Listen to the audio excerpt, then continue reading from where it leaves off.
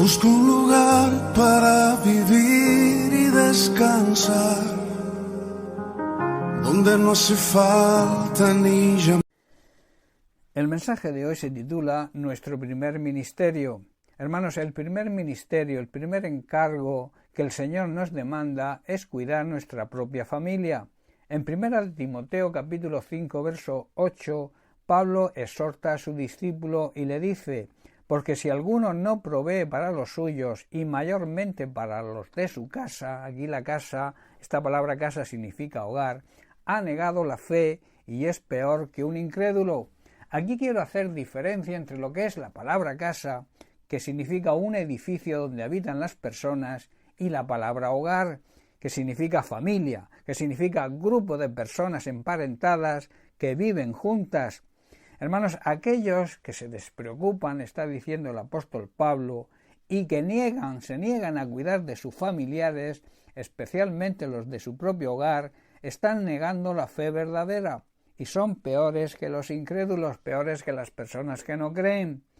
El apóstol Pablo en esta primera carta le da unas cuantas instrucciones a su discípulo Timoteo sobre cómo debe ser la vida de un cristiano, de un verdadero creyente en Dios, y que son de aplicación para nosotros hoy, y que a continuación quiero exponer.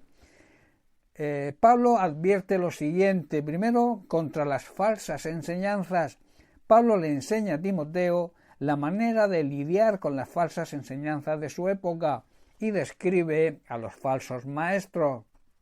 Pablo le advierte a Timoteo, y que debemos tener en cuenta nosotros hoy, y es que algunas personas son engañadas por las falsas enseñanzas, por ejemplo sobre el matrimonio y otras prácticas que enseñan ciertos mal llamados ministros de Jesucristo, y también muchas personas que se autoengañan en estas cuestiones, en estos temas, queriendo ajustar la Biblia a su situación. Pablo enseña acerca también de la necesidad de la oración y de la adoración apropiada y verdadera a Dios. Enseña que Jesucristo es el rescate para todas las consecuencias del pecado y que es nuestro mediador ante el Padre. Describe también los requisitos que deben reunir los ancianos y los diáconos, las personas elegidas por el Señor para su trabajo, su ministerio.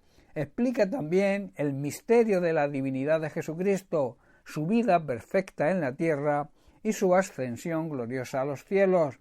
Habla acerca de la importancia del matrimonio cristiano y de recibir las bendiciones de Dios con acción de gracias. Pablo también le da pautas para ayudar a ministrar las necesidades de los ancianos, los jóvenes, las viudas y en general todos aquellos que lo necesiten. Previene también que el amor al dinero es la raíz de todos los males e instruye con respecto a la manera en la que se debe o cómo se puede obtener la vida eterna.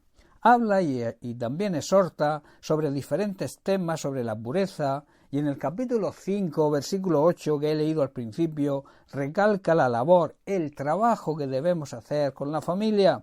Como personas que decidimos seguir a Dios, debemos tener muy claro que el primer ministerio que el Señor nos encarga se llama familia. Hay un motivo muy importante.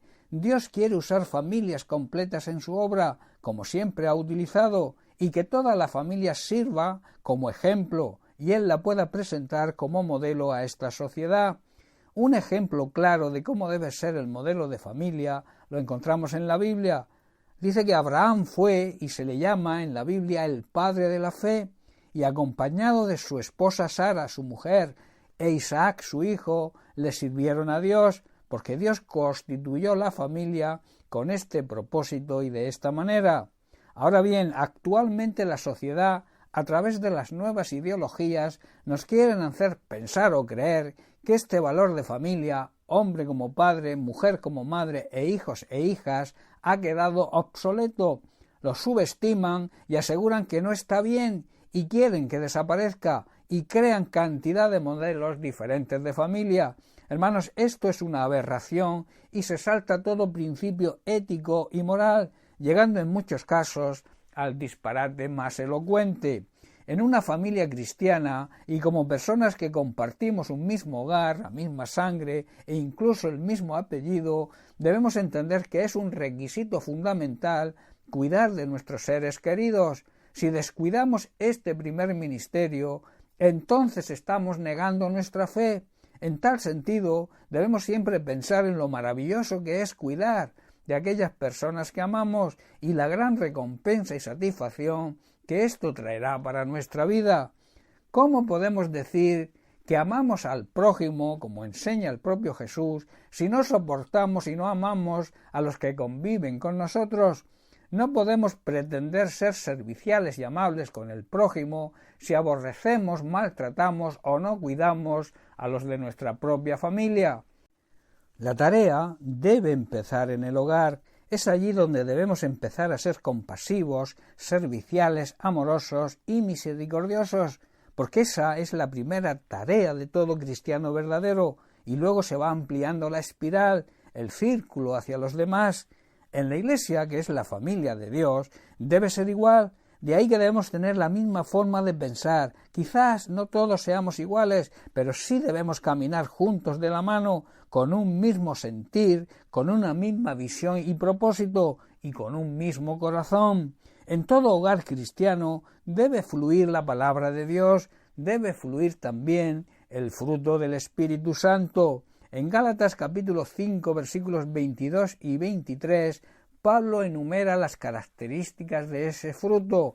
Dice, la clase de fruto que el Espíritu Santo produce en nosotros vida es amor, alegría y gozo, paz, paciencia, gentileza, bondad, fidelidad, humildad y dominio propio. No existen, añade el apóstol, no existen leyes contra estas cosas.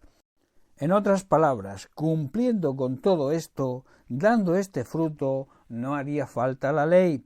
Hermanos, nuestros hogares no es lo mismo, como he dicho antes, casa que hogar, deben ser altares de culto y adoración para Dios, y eso solo se consigue cuando tenemos una buena relación con las personas que conviven con nosotros, o sea, con nuestra propia familia. No debemos permitir que haya disputas, que haya enfrentamientos, puesto que van a producir la división dentro del propio hogar. Nuestro enemigo, el diablo, desde siempre, y sigue haciéndolo hoy, ha dirigido sus misiles a la base de la sociedad, a la base de la Iglesia, que es la familia. Él siempre busca cualquier pretexto para que haya conflictos y enfrentamientos familiares y así provocar la división. En Marcos capítulo 3, versículo 25, Jesús nos dice, y si una casa, o sea, un hogar, una familia, está dividida contra sí misma, tal casa no puede permanecer. Hermanos, un reino dividido por una guerra civil y fratricida acabará destruido. De la misma manera, una familia dividida por peleas y enfrentamientos se va a desintegrar. Debemos, por tanto, saber que toda división causa la derrota, y este es el trabajo de nuestro enemigo. Por tanto, no debemos caer en sus trampas y mentiras y acudir a nuestro Dios y Padre Celestial para que a través de su Espíritu Santo nos ayude a solucionar todo problema que pueda surgir en el seno de la familia, y de esta manera veremos actuando el poder del amor de Dios, el poder y la grandeza de Dios en nuestra vida. Bien, pues hasta aquí el mensaje de hoy. Que Dios te bendiga. Un abrazo.